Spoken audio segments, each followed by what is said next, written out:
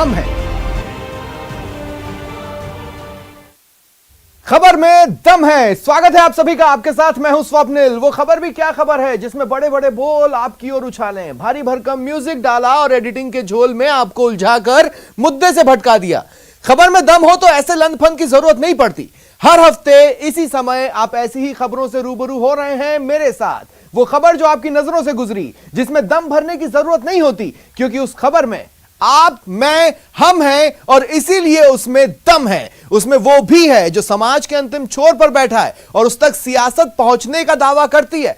आप और हम पहुंचेंगे उस तक और बात करेंगे हर उस क्षेत्र की जिससे जुड़े हैं हम, कच्ची पगडंडियों की हलचलों से लेकर पक्की सियासत की गलियों तक। तो चलिए शुरू करते हैं खबर में दम है।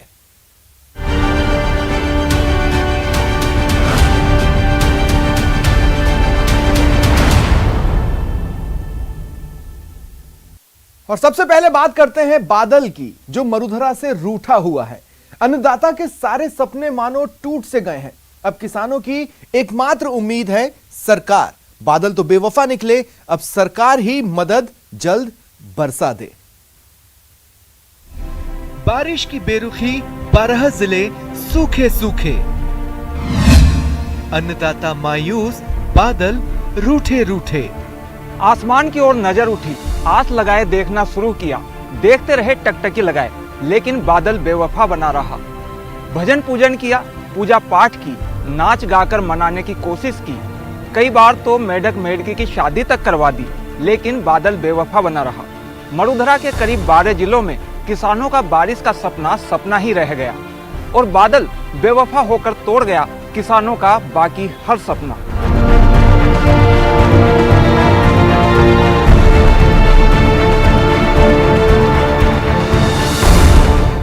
कहानी वही पुरानी है।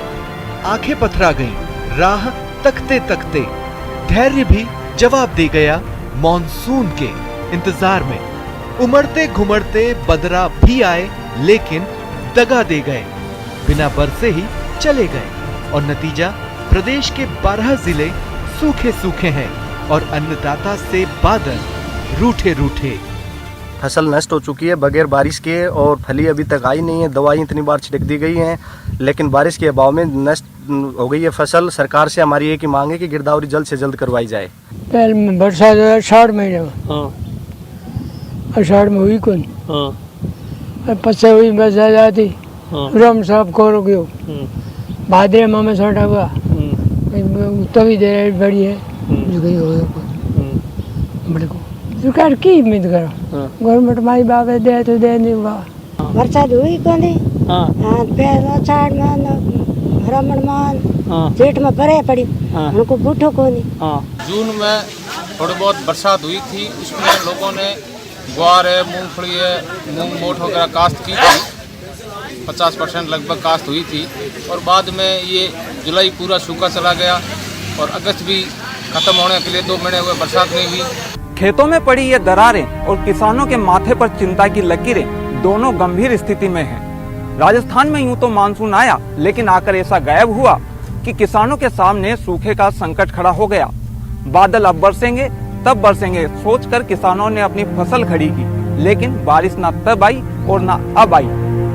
अब किसानों के सामने ये संकट खड़ा हो गया कि वो अपनी फसल को कैसे बचाए रखें। और एक सवाल जो है वो बाकी रह गया कि बादल आखिर कब बरसेंगे। हाल ये है कि जहां बारिश हुई है वहां जोरदार हुई है, इतना कि वहां भी किसानों का नुकसान ही हुआ, और जहां नहीं हुई वहां तो सूखा है ही। 12 जिलों में बारिश न के बराबर हुई है। खासकर चूरू, बीकानेर, बाड़मेर और जैसलमेर में बारिश की बेरुखी रही। सिरोही, जोधपुर, जालौर और पाली जिले भी सूखे सूखे हैं। बाजरा, मूंग और ग्वार की करीब 12 लाख हेक्टेयर क्षेत्र में फसल तबाह हो गई। कोटा संभाग में बारिश से बर्बादी हुई। कोटा, बूंदी, बारां और झालावाड़ में मौसम की मार पड़ी। कोटा संभाग में 4,70,000 हेक्टेयर फसल प्रभावित हुई। सोयाबीन और उड़द की फसल को काफी नुकसान हुआ। कोटा, बूंदी, वारा, झालावाड़ की तरफ बात करते हैं तो वहाँ पे मुख्यतः सोयाबीन और उड़द की फसल को नुकसान है, थोड़ा बहुत मक्के की फसल को भी नुकसान है और कुल मिला के वहाँ पे 4,70,000 हेक्टेयर के आसपास का नुकसान है। अभी भी सर्वे कार्य जारी है तो उसमें थोड़ा बहुत ऊपर नीचे आ सकता है, पर 4,70,000 हेक्टेयर का नुकसान है। और इधर जो अपना पश्चिमी राजस्थान है जहाँ पे कम बारिश की वजह से और दो स्पेल के बीच में जो गैप आया है उसकी वजह से 12 लाख हेक्टेयर के आसपास है वो फसलों को नुकसान है। उसमें मुख्यतः बाजरा और मूंग और ग्वार मुख्य फसलें हैं जिनको नुकसान हुआ है। बारिश में देरी की वजह से प्रदेश में बुआई का टारगेट पहले ही फेल हो चुका है।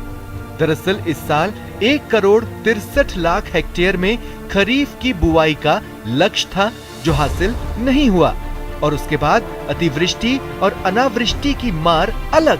नतीजा अन्नदाता परेशान है, हलकान है, सरकार से आस लगाए हुए हैं। वहीं सियासतदान अपनी सियासत में व्यस्त हैं। पश्चिमी राजस्थान के अंदर, राजस्थान के काफी हिस्से के अंदर अकाल की स्थिति बनी हुई है और इसको लेकर मैंने राज्य सरकार को कहा कि तुरंत प्रभाव से गिरदावरी रिपोर्ट बनाकर और जितना नुकसान हुआ उसका आकलन करके भारत सरकार को भेजें ताकि हम तुरंत प्रभाव से उन किसानों को राहत दे सकें। आपका फसल बीमा योजना जो बनाई रखी है उसको पता ही नहीं है यार। प्रधानमंत्री फसल बीमा योजना का दफ्तर है कहाँ, ये तो बताओ। है क्या कहीं राजस्थान में किसी डिस्ट्रिक्ट में प्रधानमंत्री फसल योजना का वो दफ्तर हो, कार्यालय हो? कहाँ जाएगा आदमी? कितना सा मिलता है उसको? नुकसान होता है उसका कम से कम भी 50,000 रुपये का, 20,000 रुपये का मिलता है उसको 100 रुपया, 200 रुपया, 300 रुपया। इस प्रकार की योजनाएं चलाने से फायदा क्या है? मौसम की मार ने सबसे ज्यादा उन किसानों की कमर तोड़ी है जो छोटे या मंझोले हैं। उन्हें लगता है कि कर्ज की स्थिति बनेगी, ब्याज दम घोटेगा, जीना और मुश्किल हो जाएगा। अभी तक अतिवृष्टि की गिरदावरी चल ही रही है, इसी बीच सूखे की मार को लेकर भी गिरदावरी शुरू हो गई है। ऐसे में जरूरत इस बात की है कि सियासत संयम रखे, प्रशासन आलस झाड़कर मैदान में उतरे और किसानों के नुकसान की भरपाई भी पूरी हो। कैमरामैन दिलीप चेची के साथ दिनेश शर्मा, न्यूज 18, जयपुर। एक तरफ बादल किसानों की बर्बादी की दास्तां लिख रहे हैं, दूसरी तरफ एक बर्बाद सोच वाले तहसीलदार महिलाओं से जुड़े कानून पर अलग ही दास्तां लिखने की तैयारी में थे, पर दाल गल नहीं पाई। बेटियां पराया धन होती है, ससुराल जाती हैं तो मैका पीछे छूट जाता है। इस तरह की सोच वाले लोग सदियों तक आधी आबादी के पैतृक हक को लेकर बहस करते रहे। मामला जब कानून बनाने वालों के बीच पहुंचा तो धाराएं भी खंगाली गई और तमाम किताबें भी खंगाली गई। जवाब आया कि बेटियां भले ही ससुराल चली जाएं, वो पराई नहीं हो सकती। उनका अपनों से ताउम्र अपनापन होता है।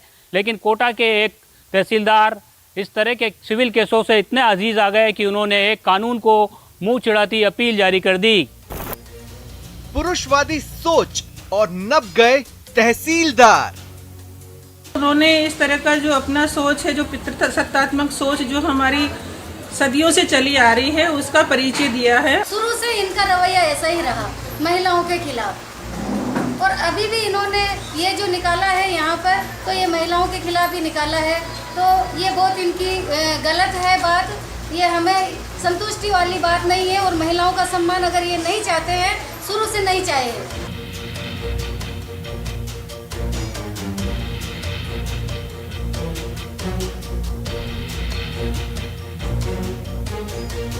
जिस दिन एक भाई अपनी बहन के लिए दुनिया भर की खुशियां लाता है, उसकी झोली उपहारों से भर देता है, उसी दिन दिगोद के तहसीलदार दिलीप प्रजापति ने प्रदेश भर की बेटियों से पैतृक हक छोड़ने की अपील की। जिस समाज में लड़की की इच्छा को उचित सम्मान न मिलता हो, अपील में उसी लड़की की इच्छा से त्याग की बात की। बकायदा खत लिखा और खत में लिखा, रक्षाबंधन को यादगार बनाइए, बहनों से स्वैच्छिक हक त्याग करवाइए। तहसीलदार की जारी चिट्ठी में लिखा गया, जब एक खातेदार की मौत हो जाती है तो उसके बेटे बेटियों और पत्नी का नाम स्वाभाविक उत्तराधिकारी के रूप में दर्ज किया जाता है।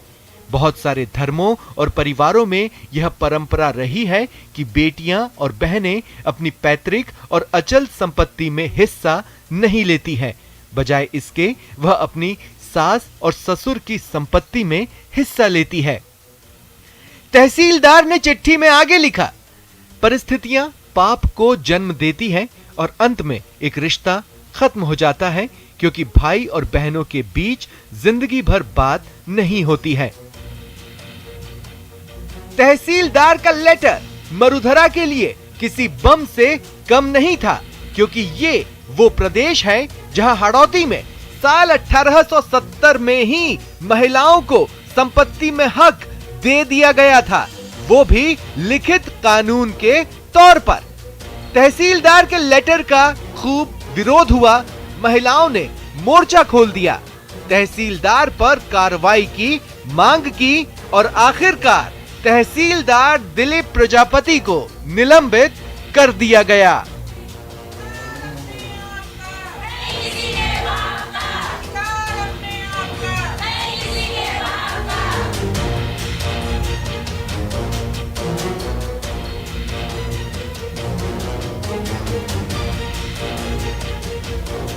उन्होंने इस तरह का जो अपना सोच है, जो पितृसत्तात्मक सोच जो हमारी सदियों से चली आ रही है, उसका परिचय दिया है। शुरू से इनका रवैया ऐसा ही रहा महिलाओं के खिलाफ, और अभी भी इन्होंने ये जो निकाला है यहाँ पर, तो ये महिलाओं के खिलाफ ही निकाला है। तो ये बहुत इनकी गलत है बात, ये हमें संतुष्टि वाली बात नहीं है। और महिलाओं का सम्मान अगर ये नहीं चाहते हैं, शुरू से नहीं चाहे हैं। नियम है, कानून भी है और बराबरी का हक भी है, लेकिन इस तरह की सोच का क्या करें जो बेटियों को उनके पैतृक हक से वंचित रखना चाहते हैं। माना इस देश में बेटियों को त्याग की मूर्ति माना जाता है, लेकिन इसका ये कतई मतलब नहीं कि उन पर त्याग का पहाड़ फोड़ दिया जाए। एक बेटी ससुराल और मायके के बीच कई सारी बातों से होकर गुजरती है और बराबर बैलेंस बनाकर उस पूरा अपनी जिम्मेदारी को बखूबी निभाती है। लेकिन जब उसका मुकाबला दिलीप प्रजापति जैसी सोच वाले लोगों से होता है, तो इस आधी आबादी के सामने विकल्प कुछ नहीं बचता। सहयोगी मुकेश के साथ शाकिर अली, न्यूज़ 18 कोटा। महिलाओं के हक के बाद अब बात महिला सुरक्षा की। एक दल जो सड़कों पर निकलता है अंडर कवर और हमारे बीच विचरण कर रहे शैतानों की अकल ठिकाने लगा देता है। तो शैतानों सावधान, निर्भया ड्यूटी पर है। कि आमेर में हम लोगों ने जब सादा वर्दी में हम लोग तैनात थे, तो एक व्यक्ति को हमने देखा जो लगातार किसी महिला का पीछा कर रहा है, कभी एक लड़की का पीछा कर रहा है, कभी दूसरी लड़की का पीछा कर रहा है और बार बार नीचे बैठ के शूज की लेस बांधने का ढोंग कर रहा है। तो हमारी लड़की को ये कुछ अच्छा सा नहीं लगा, मतलब ये कुछ अलग सा था। उसने तुरंत ही उस पर नजर रखनी शुरू करी और 5-7-10 मिनट में उसको समझ में आ गया, क्योंकि वो मोबाइल को चालू रखता था। तो उसने जब जाके चेक किया, पकड़ के इसको दबोचा एक्शन में आने के बाद में, और जैसे इसका मोबाइल चेक किया तो उसमें ढेर सारी ऐसी अश्लील क्लिपिंग थी महिलाओं की और बच्चियों की। ये बात परेशान करती है, डराती है। सड़क पर, गलियों में, पगडंडियों पर, हर कोने में इंसानों के बीच घूम रहे ऐसे शैतान जो बच्चियों को, महिलाओं को, युवतियों को समझते हैं सिर्फ मांस का पुतला, अपनी हवस की भूख मिटाने का एक साधन, पर वे नहीं जानते निर्भया ड्यूटी पर है। बेटियों के दुश्मनों सावधान, निर्भया ड्यूटी पर है। तुम्हारे कसबल ढीले कर देगी, चारों खाने चित्त कर देगी, क्योंकि ये गीता सुनीता नहीं, चीता है। इनकी पैनी नजर है, निर्भया ड्यूटी पर है। बच नहीं पाओगे, क्योंकि ये निर्भया स्क्वाड लेडी सिंगमों की वो फौज जो छेड़खानी करने पर मंचलों को नानी याद दिला देती है, वो जो बुरी नजर वालों का मुंह काला कर देती है, जिनकी नजरें कड़ी हैं और जिम्मेदारी बड़ी है। ये वो योद्धा हैं जिनके सामने शोहदे अपनी शामत पर सिवाय आंसू बहाने के कुछ नहीं कर पाते।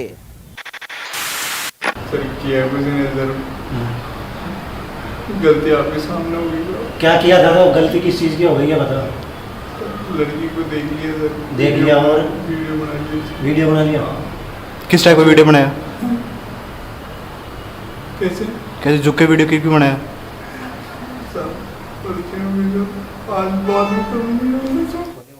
निर्भया स्क्वाड हर रोज 24 घंटे गश्त पर रहती है, अंडर कवर। ताकि शिकार को तैयार हैवानों के सामने प्रदेश की बच्चियों का रक्षा कवच बन सके और मंचलों की मरम्मत हो सके। वैसे ये काम बिल्कुल आसान भी नहीं है, क्योंकि न सड़क छाप आशिकों पर कोई खुफिया रिपोर्ट होती है, न ही हिस्ट्री शीटर की तरह थानों में कोई बही खाता होता है, न ही शहर में पाए जाने का कोई खास ठिकाना होता है। लेकिन फिर भी इनका ट्रैक रिकॉर्ड देखिए। 1 महीने में 505 मंचलों पर कार्रवाई हुई। 59,000 लोगों को अब तक जागरूक किया जा चुका है। 245 मंचलों को समझा बुझाकर ठीक किया। 56 असामाजिक लोगों के खिलाफ कार्रवाई हो चुकी है। 84 लोगों को गिरफ्तार भी किया जा चुका है। हम लोग जो रेड जोन के अंदर, जैसे कि परकोटा वाला जो एरिया है, जहाँ पे कि मार्केट वगैरह एरिया है, तो वहाँ पर हमारी लड़कियों को हमने रेड जोन में सादा वर्दी में तैनात किया है। उसी प्रकार से हर एरिया के अंदर हमने रेड जोन अपना डाला है, जिसमें हमारा झोटवाड़ा वाला एरिया भी है, हमारा बजाज नगर भी है, हमारा जवार जो इधर कच्ची बस्ती वाला एरिया है, ट्रांसपोर्ट नगर है। इन सभी एरिया के अंदर हमने अपना रेड जोन वाला जो एरिया है उसको डिफाइन किया हुआ है और उन पॉइंट्स पर हम लोग अपनी निगरानी बहुत ज़्यादा रखते हैं।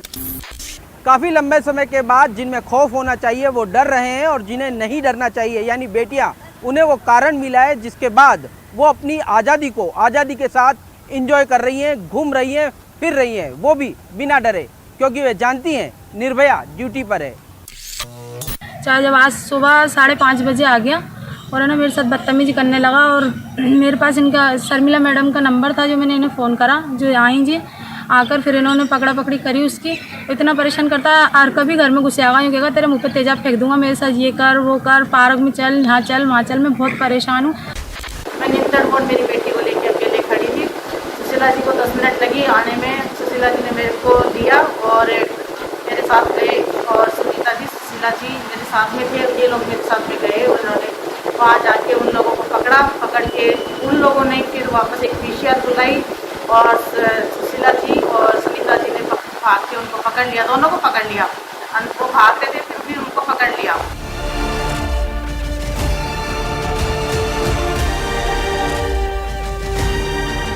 तो याद रखें, डरना नहीं है, सिर्फ इतनी हिम्मत दिखानी है कि निर्भया को बुलाना है ऑन द स्पॉट। मेरी बच्ची को ब्लैकमेल होने की जरूरत नहीं है, क्योंकि जयपुर की पुलिस उनके साथ है, निर्भया स्क्वाड उनके साथ है। आपको जरूरत है सिर्फ हेल्पलाइन पर कॉल करने की। तो आप डरे नहीं, बस कॉल कीजिए 100 नंबर पर, 112 नंबर पर, गरिमा हेल्पलाइन नंबर 1090 पर, और आप शिकायत कर सकते हैं व्हाट्सएप नंबर पर 8764868200 पर। बस आप निर्भय रहिए, क्योंकि निर्भया ड्यूटी पर है। कैमरा पर्सन अविनाश के साथ सौरभ गृहस्थी, न्यूज़ 18 राजस्थान, जयपुर। एक तरफ निर्भया सजगता के साथ ड्यूटी पर है, वहीं अजमेर में कलेक्ट्रेट परिसर के अंदर जितने चेहरे ड्यूटी पर हैं, उनकी सजगता अब सवालों के घेरे में है। हमारी नजर देखिए, हमारी खबर देखिए, खबर का असर देखिए। हाँ, अभी जो वीडियो की जो क्लिप है वो आपके माध्यम से मुझे प्राप्त हुई है और जैसा कि बताया गया है कि कलेक्ट्रेट का ही मामला है, तो मैं सिविल लाइन्स थानाधिकारी से उसको शेयर करके और इसके बारे में जांच करके आवश्यक कार्रवाई करेंगे। रोजमर्रा के काम में सुबह या शाम में जिसे सिस्टम ने ढक कर रखा, उस सच को न्यूज़ 18 राजस्थान ने नंगा किया। जैसे ही आपकी स्क्रीन पर आपने उस सच की तस्वीरें देखी, सिस्टम को भी उस सच को देखना पड़ा और होना पड़ा मजबूर कार्रवाई करने को। थाने को शिकायत दी, पुलिस एक्शन में आई, अस्थायी दुकानें हटाई और शुरू की तलाश उस शख्स की जो सिस्टम की बदनामी का सबब बना। ये वो जगह है जहां ये सुनिश्चित किया जाता है कि संविधान की धाराएं, आईपीसी, सीआरपीसी की धाराओं को किसी और धारा में न बहा जा सके। ये वो जगह है जहां कलेक्टर बैठते हैं, एसपी साहब बैठते हैं और बैठते हैं वो लोग जो कहते हैं कि हम सदैव सजग हैं। इन सब के बीच में एक अनजान शख्स यहां आता है और इन सब की धाराओं के बीच में नशे की धारा बहाकर चला जाता है। सिस्टम करे ना काहू से दोस्ती, ना काहू से बैर। पीना हो बेझिझक शराब तो वेलकम टू अजमेर। शराबी क्या मांगे? शराब और वो जगह जहां वो इत्मीनान से पी सके, बेरोक टोक आराम से जब तक जी चाहे। और ये सब मिलता है अजमेर कलेक्ट्रेट में। देख लीजिए, दीवार के पार से बोतल ली और शुरू कर दिया शराब गटकना।